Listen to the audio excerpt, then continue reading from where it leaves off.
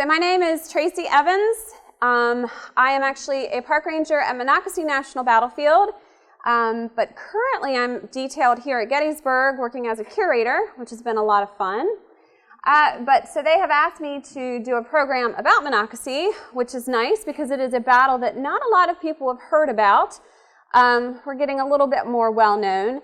It is a very significant battle. It does not have the big names and the big numbers as battles such as Gettysburg, but hopefully by the end of this presentation you will understand the significance of the battle and how important it really was in the scope of the war, regardless of the smaller numbers. So this is a beautiful picture of the 14th New Jersey Monument, and I was just talking to a couple people about the 14th New Jersey, and you'll hear more about them as we go through the slide presentation. We talk about the 14th New Jersey a lot because we actually have a monument on the field, and it has the 14th New Jersey and their nickname, the Monocacy Regiment, because they actually were stationed in that area protecting the junction at the B&O Railroad for about 9 months during the war. But we'll talk about them in a little bit. Let's get started. So here is Jubal Early. This is who Lee referred to as his bad old man. I don't know if anybody is from the Frederick area, but for our sesquicentennial, the local brew company did a nice, very light beer, which I thought was sort of ironic, and called it the bad old man. It might still be around, I don't know. So Jubal Early was in charge of the forces that are going to be diverted out of Virginia in 1864. So 1864, predominantly in the east, the fighting is going on around the Petersburg-Richmond area. Grant and Lee are vying for position there, obviously. And so what happens is Grant needs as many men as he can get in Virginia to help fight the Confederate forces. And he believes there won't be a threat on the capital because most of the action is occurring there. And so he talks to Lincoln about diverting the forces to where he is in Virginia, pretty much leaving the forts around Washington empty, except for convalescing soldiers and clerks who are pulled in to work the heavy artillery should it be necessary. It's not necessarily a good idea. So they're going to be, those forces are going to be sent down to Grant. Lee knows that. He knows that the capital is pretty well undefended. Now, he also knows that Union General Hunter has been in the valley pretty much wreaking havoc because Hunter's trying to get control of the valley. The Union and Confederate forces are always vying for position here. They want to keep communication open. This is where the Confederates are getting their supplies, where they're feeding their army from. And so Hunter has come down here with Union forces, and Lee has sent Breckinridge with a small army into the Shenandoah to try to get rid of Hunter, and he's not being successful in doing that. And so what Lee decides to do is send his bad old man with an army of approximately 30,000 soldiers into the valley to reinforce Breckinridge and continue to go down the valley until he can get Hunter out. Early's going to be pretty successful in doing that. This is where you hear about the famous battle or skirmish with the VMI soldiers, and eventually Hunter is going to be sent out of the valley. And not only is he going to be out of the valley, he's going to be in the Ohio Valley. And this is what's going to cause a big communications problem for Grant, because Grant and Halleck and Stanton in Washington and the Union forces basically think that Hunter's not completely out of the picture and that he's going to take care of any remnant Confederate forces who might be in that area. And that Early, once he's been able to get Hunter out of the valley, that he will return to Lee. Lincoln and Grant are convinced that Early has come back to Lee. However, that's not going to be the case at all. There is a letter from Early to Lee while he's in the valley, basically stating that they had a conversation before Early went into the valley to talk about whether or not he should continue and try to march on Washington. The decision had not been made prior to his going into the Shenandoah, but once he was able to get Hunter out and he realized that the valley was pretty much open to the Confederates. He sends this letter to Lee saying, I'm going to continue to go down the valley and try to get as close as I can to Washington. So what is the point to that? Well, they know that the forts are fairly well emptied out. So if you can get to Washington, I mean, they know they're not going to hold it and that's going to be the end of the war, but it's certainly going to be detrimental to the North in terms of it's an election year. Lincoln didn't think he was going to be reelected at that point. The morale in the North is extremely low. You get into the enemy's capital and you cause some destruction, it's going to be a huge blow to the North.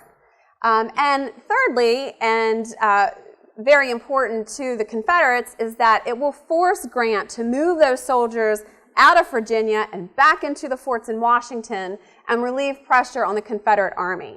So there are many objectives to this particular movement, and even if they can't get into Washington, they're hoping by threatening it, it will at least relieve pressure on the Confederate Army in Virginia.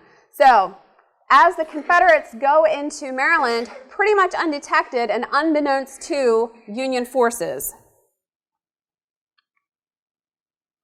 So now enters into the story John Garrett. John Garrett was president of the railroad, and he was a very influential man at the time.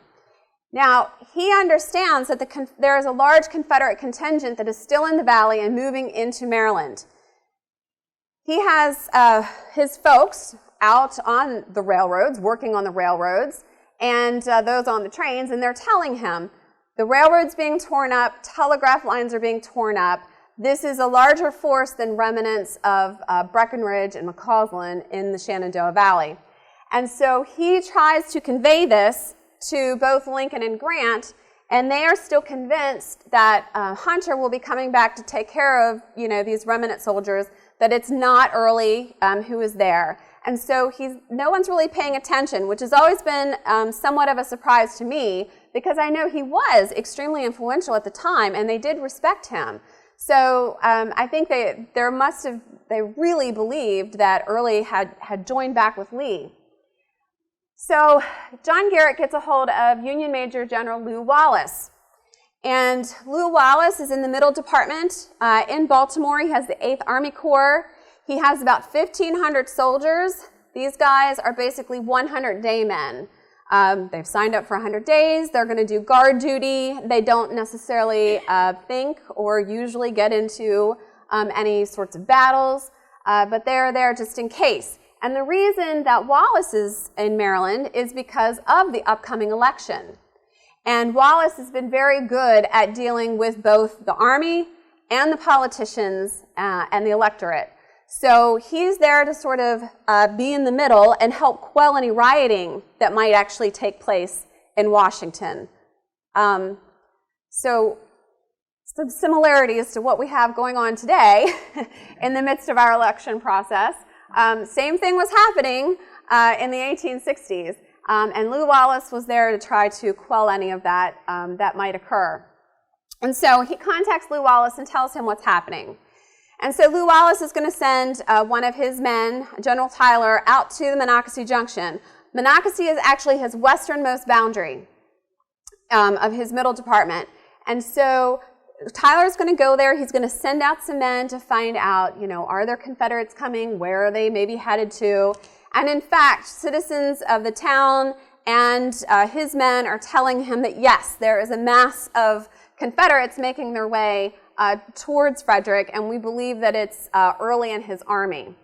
And so Wallace is going to take those 100-day men. They're going to be put on trains supplied by John Garrett, and they're going to be brought to the Monocacy Junction.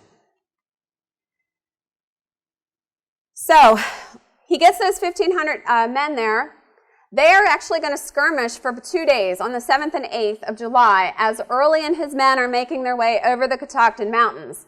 In the meantime, he had been getting word to Grant that he needed reinforcements. And actually, after Early and his men passed through Harper's Ferry, now Lincoln and Grant are on alert that, yes, Early is there and they need these reinforcements.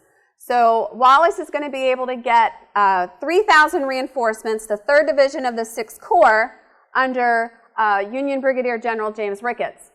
They're going to get there literally just in time. They will be arriving the night of the 8th into the wee hours of the night of July 9th.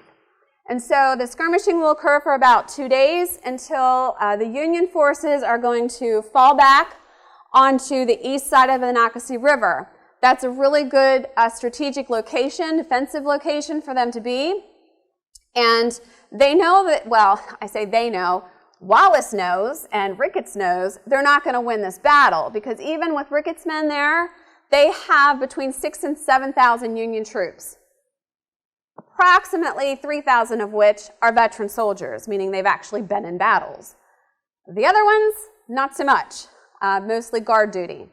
And they're going to face Early's army, and he has at his disposal approximately 15,000 Confederates. They come with them approximately 30 pieces of artillery. Meanwhile, the Union has 6. When they arrive at Monocacy Junction, they will find in the blockhouses there for the railroad 2 more pieces of artillery, because there at Monocacy Junction, that's where the B&O Railroad Bridge is. And that bridge was always being protected during the Civil War because it's a strategic location. Every time the Confederates come through there, they try to blow it up. And so that's how we talk about the 14th New Jersey. They were the regiment who was there for 9 months protecting that. And then ironically enough, they're going to be with the 3rd Division of the 6th Corps, who then comes back to the battle with Ricketts to fight in the battle. So at the junction area, there were 2 pieces of artillery. One was a mountain howitzer, and the other was a 24-pounder howitzer. The 24-pounder had artillery, it had with it, but the mountain howitzer did not have any. So they couldn't use that at all. But the 24-pounder, they made really good use of in the morning, and then somebody loaded it backwards. So they couldn't use that one. But Alexander's Baltimore battery, they came with 6 pieces of artillery. Their big claim for the battle is that they arrived with 6 pieces of artillery and they left with 8, because they did take those 2 pieces back to Baltimore with them, and risking their lives to do so because they were under fire when they did that. And they just didn't want the Confederates to get that artillery. So Ricketts comes to the rescue. And so we'll talk about the early morning battle that is going to occur on what is now 355. So has anybody been to that area on 355? All right, good bit of hands. So except for a few adjustments, that's basically the Georgetown Pike. And that was the main road from Frederick to Washington. And so one of the things that Wallace was trying to determine when he was bringing his forces there is, where's Wallace headed? Because as we saw in the Antietam campaign and in the Gettysburg campaign, it wasn't necessarily Washington being the object.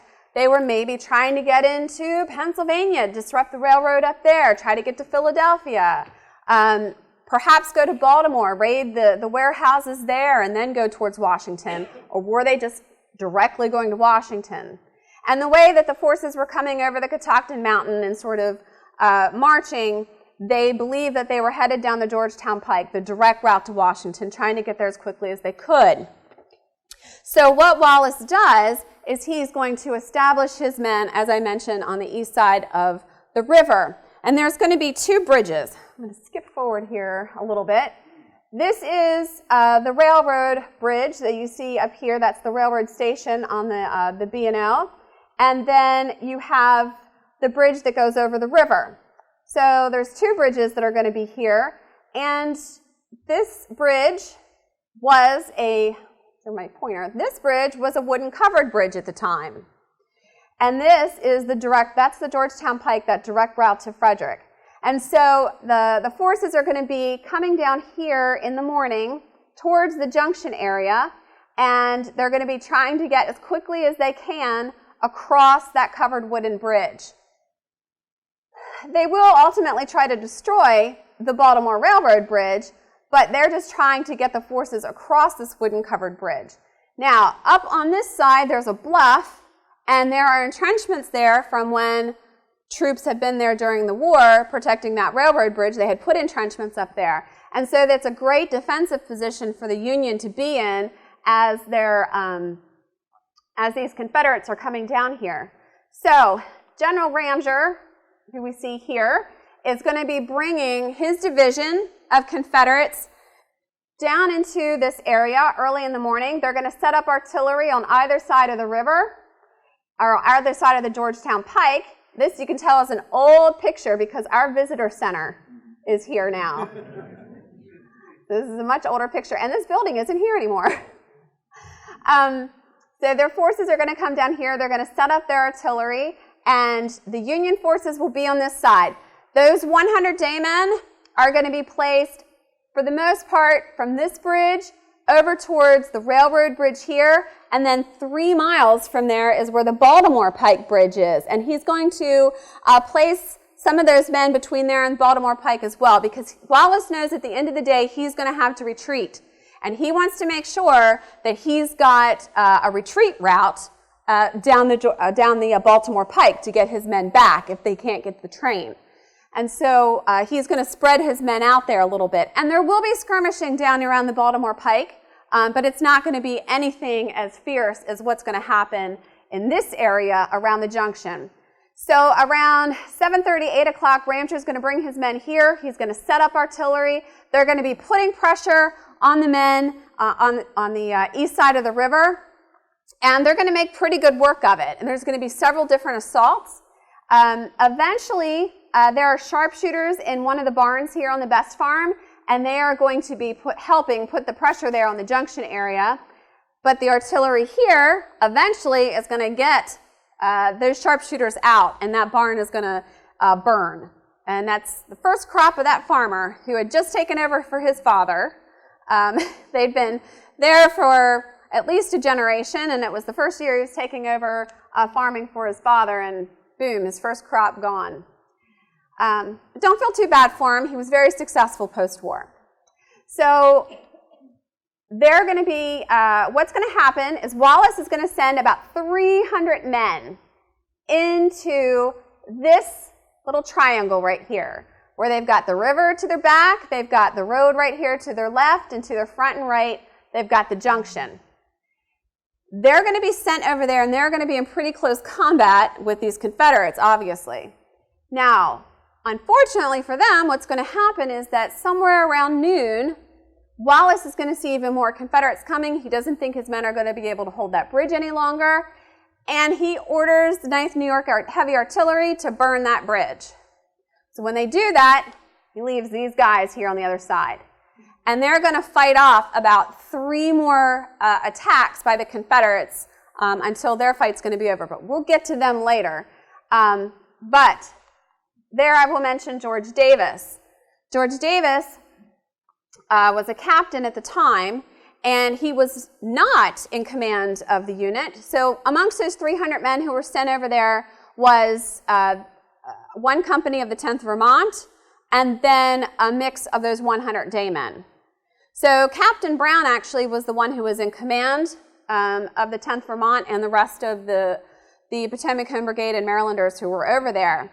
But he actually had never been in battle before. And so he was not comfortable when he was confronted with the Confederates. The story is that either it was the dye in their uniforms being darker, or that they had picked up and put on uniforms from the supplies in Hagerstown or Frederick, and that they had Union uniforms on, and he couldn't tell the difference. There's some debate about that. I've read some quotes where they said that the Confederates who were with them would not have worn Union uniforms. So that we are unsure of, but what we do know is that Brown, in disgust, gives his command over to Davis because he is afraid he's going to fire on his own men. And so Davis takes command, and he is going to lead those 300 men over there for the rest of the day. So that bridge gets burned unbeknownst to them. They have no orders around noon, and they're going to continue to fight there until the end of the day, or end of the battle, which is going to be around 4 to 5 o'clock. So we're going to get back to these guys, but I want to tell you about another part of the battle that's occurring at the same time. So The junction area starts around 8 o'clock in the morning. And this is just another view. And it's one of these barns, or not one of these, but it's on this property here on the Best Farm that the barn is that burned down. We had a huge archaeological project that went on for about 3 years on that farm, and one of the things they were trying to determine was where was that barn. And unfortunately, there were so many buildings on that property, they really weren't able to find evidence of that. But we know that that's the approximate location of it. And this shows you, I have more slides than I'm aware of. This shows you where the Confederates came down and where these Union were on the other side of the river. Right here, so this would have been the Davis, and then over here in that triangular field, and then the support of the Union back here. And this is how their movements went.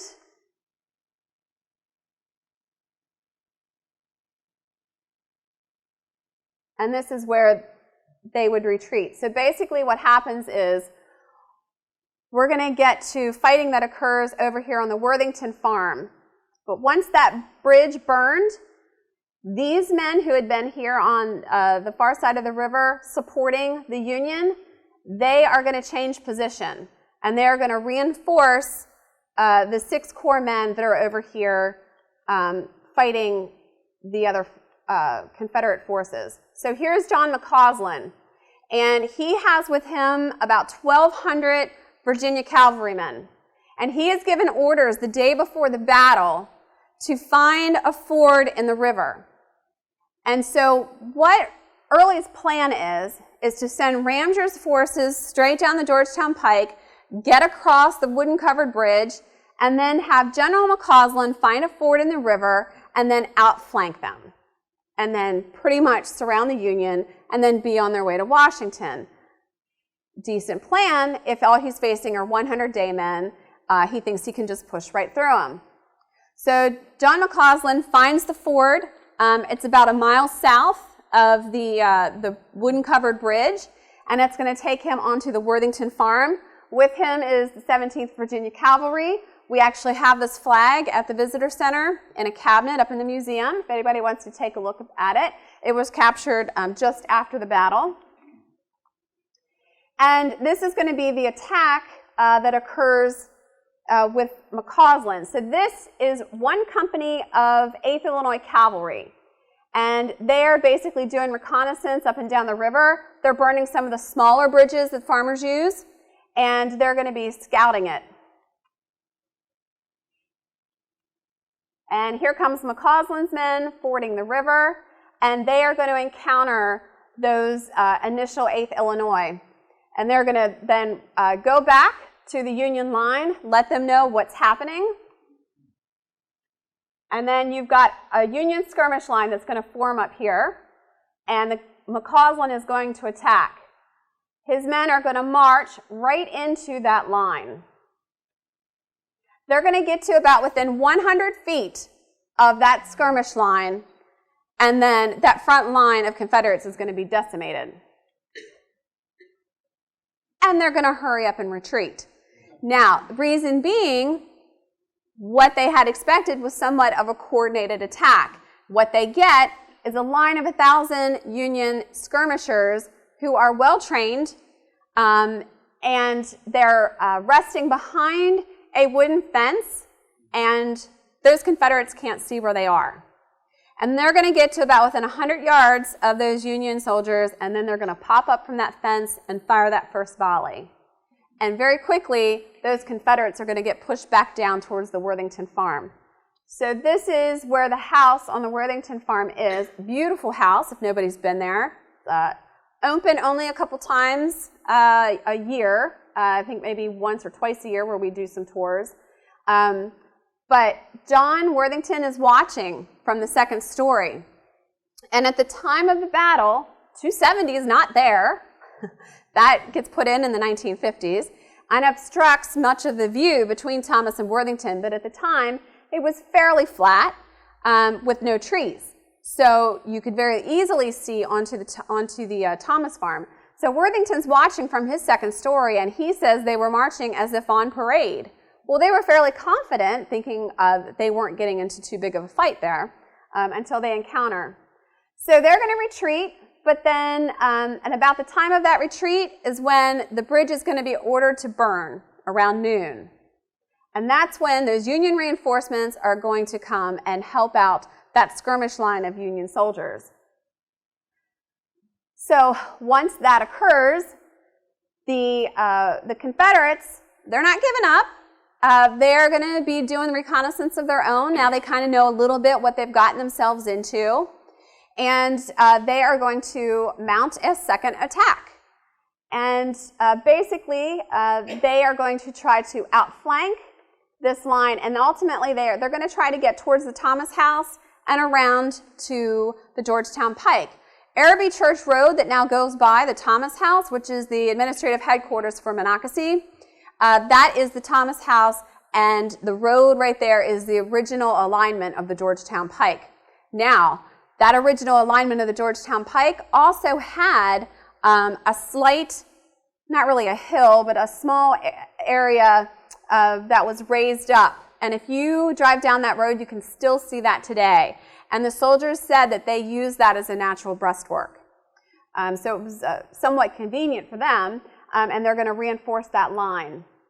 They're also going to put sharpshooters in the Thomas House, which will be very effective, but the Confederates will try to get in there as well. This house is going to be hotly contested throughout the day, and there will be Union and sharpshooters both in there. This house will sustain the most damage of any of the houses on the battlefield. So here's the McCausland and his men now outflanking, or trying to outflank, that Union line. And they're going to make pretty good work of it until those reinforcements come. And now they're going to charge up, and they're going to attack that Confederate line. There's a great letter from Vredenburg, who was with the 14th New Jersey. We were just talking about him a little bit ago, and he wrote back and forth to his mother.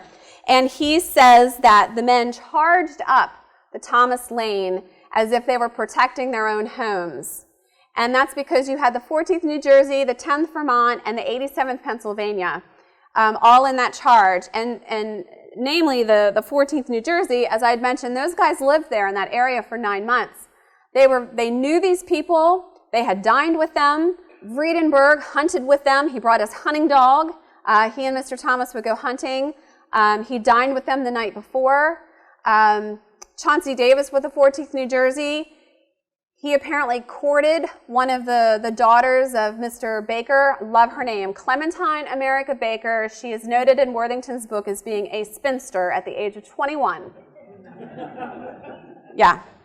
So Chauncey Harris, while he was there for 9 months, met her, and eventually they would marry. So these people were entrenched into the community, and so when they charged up Thomas Lane and attacked these Confederates, it was, in a sense, as if they were fighting for their own homes. So the Confederate, that second attack, they actually do take the Thomas House at one point, and they make pretty good work of it. But eventually, obviously, with the reinforcements that the Union get, they're going to be pushed back again. But not to be completely set back, they would make a smaller third attack and be pushed back again. So at this point, you can imagine that Early was probably getting rather frustrated. He thought that this was going to be a fairly easy day. And we actually don't know if he ever touched the battlefield. Of course, he was sending orders and getting reports, but he was in Frederick all day, ransoming the town for $200,000 plus supplies, because that's what he had been doing in Western Maryland as he went from Hagerstown to Middletown to Frederick, and then Bradley Johnson, who had actually detached from the Confederate Army with some cavalry units. They were going to go to Westminster and Libertytown and some of these other places and try to ransom them as well. They were successful in some places, not as successful in others. And, you know, it was sort of an interesting dynamic just talking about that aspect of the campaign as well, because a lot of the men who were with them were Marylanders. And there are some stories of some of the small towns where the Marylanders would not help. They did not want the towns to be ransomed, as particularly some of the smaller towns where they didn't have the means for it. So Early is, of course, getting this information. He thought this was going to be a pretty easy battle. Now he's finding out that Ramseur was not able to get across the covered wooden bridge. There's still some fighting going on in the junction area, but they can't get across. McCausland and his cavalry have made several attacks onto the Union line. They've been repulsed each time. And so what to do now? He is going to send Major General John Gordon, who's been sitting on reserve on the Buckestown Pike throughout the day. And he has a whole division who's pretty fresh. They've been sitting there resting all day, listening to the battle. And they're going to be ordered to cross the Worthington Ford. So now you've got a full division, 3,000 infantry that are going to cross. And they're going to be in 3 brigades under Clement Evans, Zebulon York, and William Terry. And they're going to be sent to hit the Thomas Farm in 3 different locations. And basically, they're going to hit the left flank, the middle, and then the right flank and try to collapse that line. Now, keep in mind, those veteran troops on the Union side, they've been fighting all day. And they also have a lot less artillery at their disposal than the Confederates do. The Confederates are going to bring at least 2, maybe 3 pieces of artillery across the river onto the Worthington Farm. And then they also have artillery on the other side of the river that they're making use of there onto the Thomas Farm, which is one of the reasons why that house is going to sustain so much damage. And so now Gordon's going to be sent with these men. This is a great picture of the landscape. You can kind of see the terrain. And this is the Thomas House. And this is Brooks Hill. So to kind of put you on there in this map, you've got Worthington here. This is where McCausland and then Gordon are going to cross. This is going to be the Union line, and this is Thomas over here. So now you've got 3 brigades of Confederates. Evans is going to cross over Brooks Hill, and he is going to engage the left flank of the Union Army. When Evans crosses over there, he's going to be in the front of his brigade, and he is going to be the first one to get shot. And where he gets shot is in his housewife. So he's got a housewife in his jacket. If nobody knows what that is, it's just basically a sewing kit. And needles go into his body. He survives the encounter, but he says that for the rest of his life, occasionally he would be in excruciating pain and a needle would come out. So luckily, I guess it never completely did him in. It didn't hit any organs or anything that would cause major damage, luckily for him. But I can't imagine that being your reminder of the Battle of Monocacy. So that would be Evans hitting the left flank there. And then you would have York come up the middle. And then as the 2 of them are pretty much making good work of that side of that's right, they're going to kind of go into retreat, and then Terry is going to come in, and he's going to kind of sweep it all out. This action is going to occur within about a 2-hour period. Now, for those of you who are familiar with the Civil War and familiar with Gordon at all, you know he saw a great deal of action during the war. He was wounded, at least 4 times at the Battle of Antietam. So he knows heavy fighting. He says of this battle that it was the hardest fought battle he ever had. And I think that is because it was in such a small area in comparison to some of the other battles, and it was just condensed. It was a lot of people in a small area and a small time frame.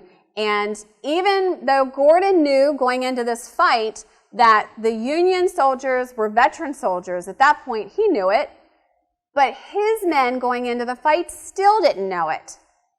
So the privates in those brigades, when they were attacking the Union line, they still thought they were attacking 100-day men, and you're going to go into battle a little differently.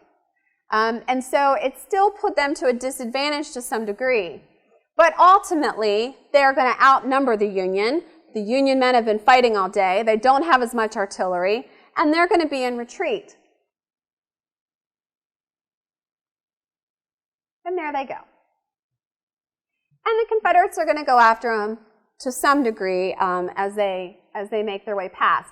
Now, keep in mind, they don't need to really ultimately take the Confederates. They just needed to get across the river.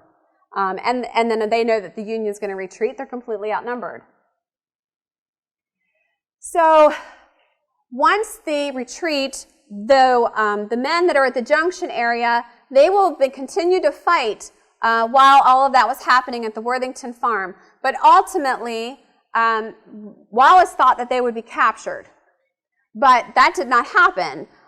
Davis, whose picture we saw before, actually was able to lead his men across that railroad bridge. Now, it was very dangerous, but they were not under artillery fire anymore because the Confederates were afraid they would fire on their own men because the Confederates were literally right behind them going over that railroad bridge. And in some cases, they talk about them just kind of grabbing the back of Union soldiers' coats and kind of throwing them off the bridge. So it was a dangerous thing for them to try to do, but they did it, and most of them were successful. I think later in the 1880s, I don't know the exact date, but Davis would receive a Medal of Honor for getting the men across that bridge, as many as he did. And ultimately, the Confederates weren't going to continue to go across the bridge because if they did, they would have been surrounded by Union soldiers because it was still pretty well defended up there. So they will be in retreat. As are the Union in retreat.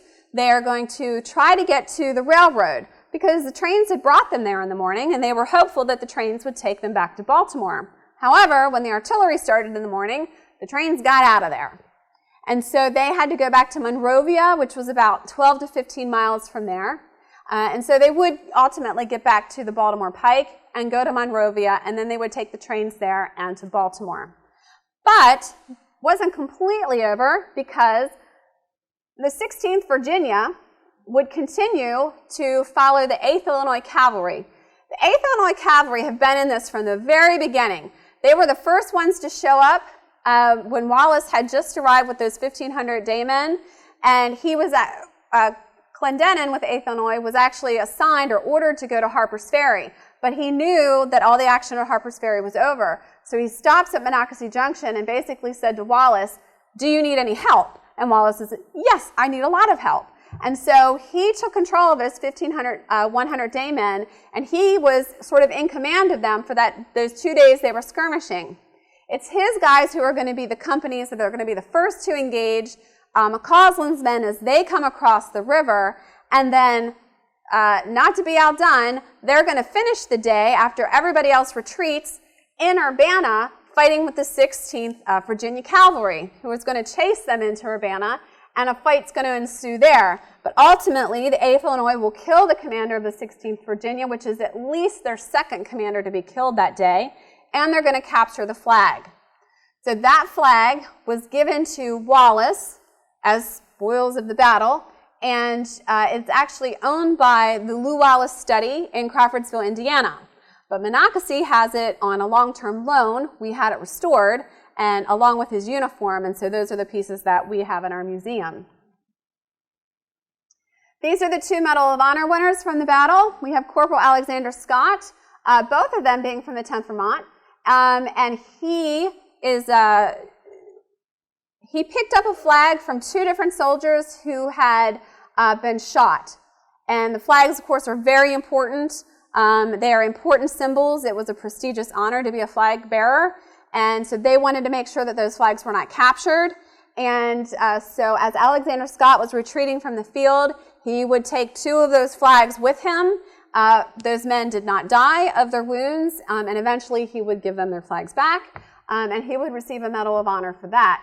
And then George Davis, we talked about getting the men across that railroad bridge.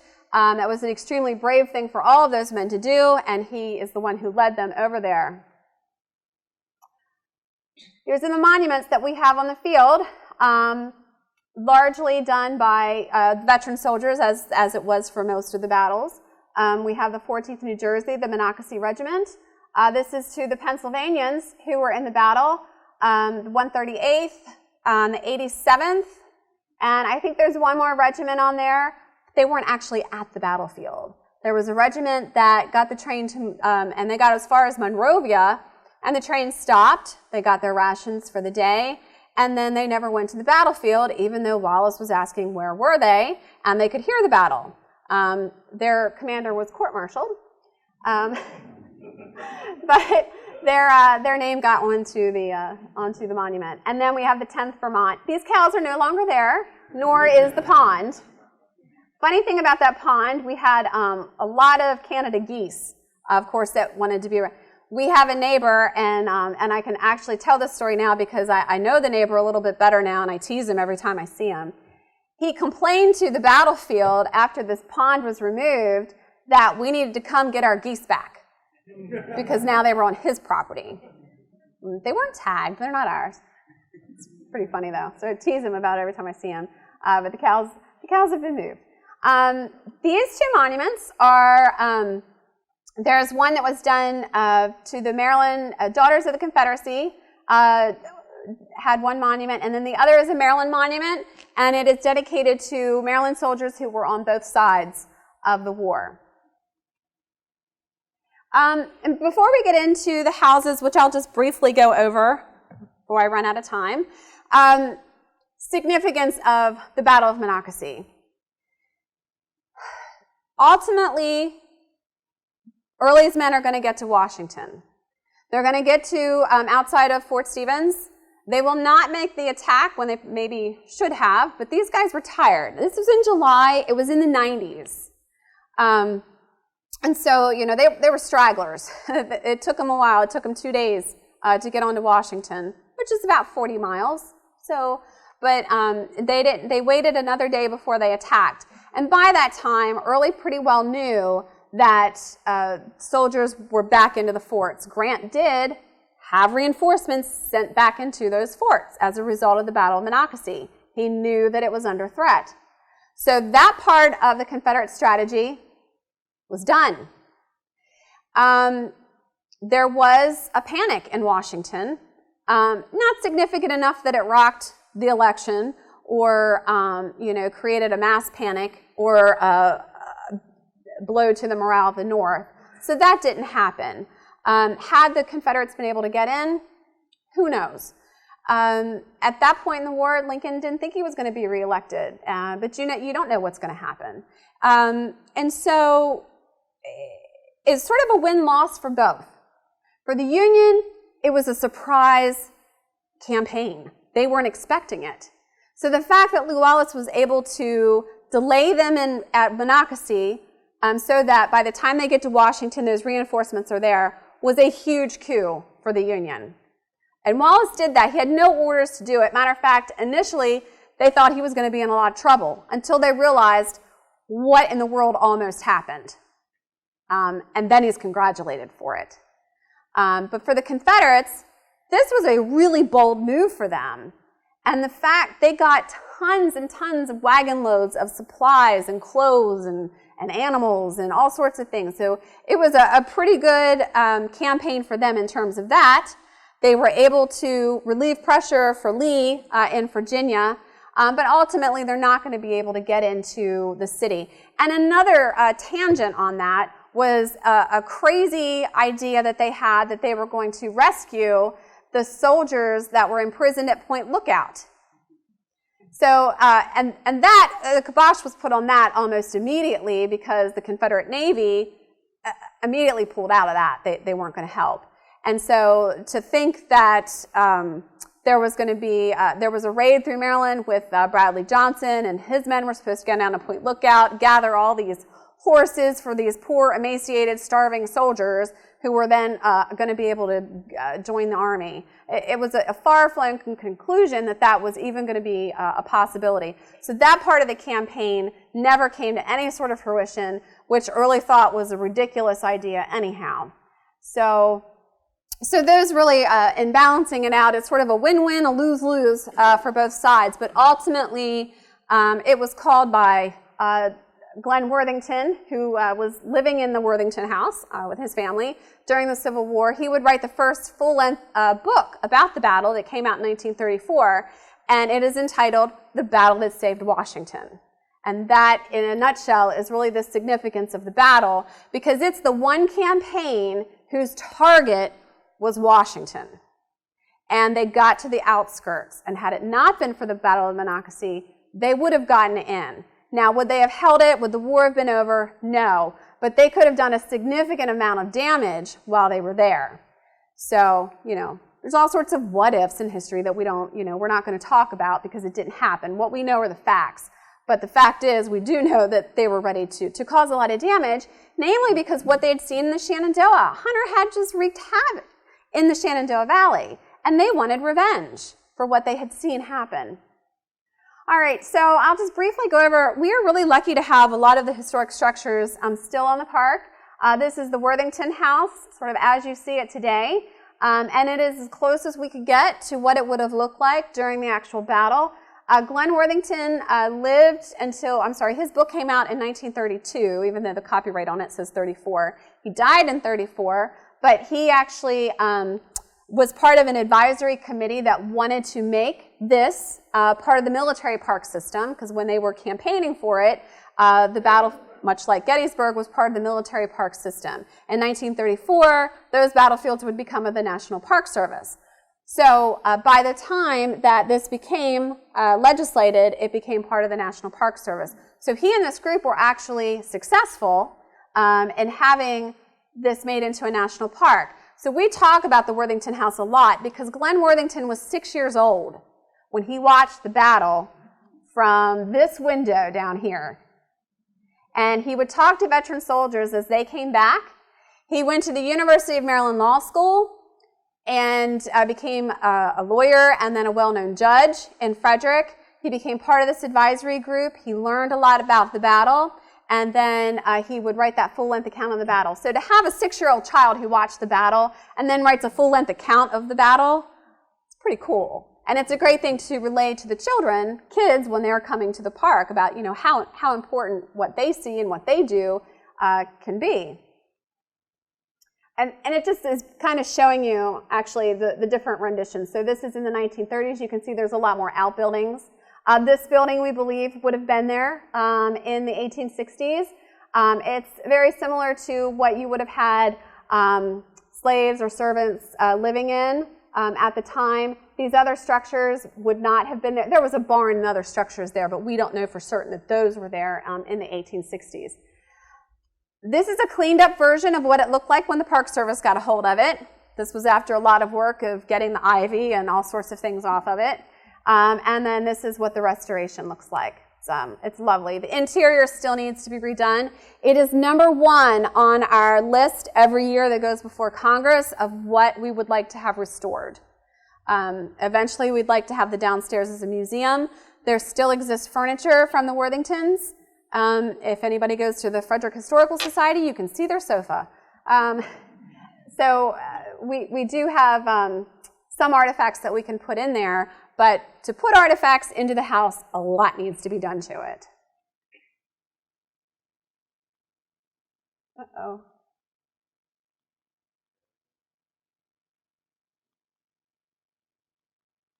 Well, that may be the end of the presentation. All right. Well, there are several other houses on the property. We have the Thomas House and the Gambrel Mill. Best House and the farm there. So if anybody wants to come, there's a great history that goes along with all of those houses, not just the fact that there was a battle fought there, but just the location itself of where the historic houses are and the battle.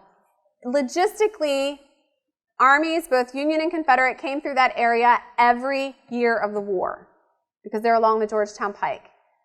Battle of Antietam, Battle of Gettysburg, those campaigns, those troops came through there every time.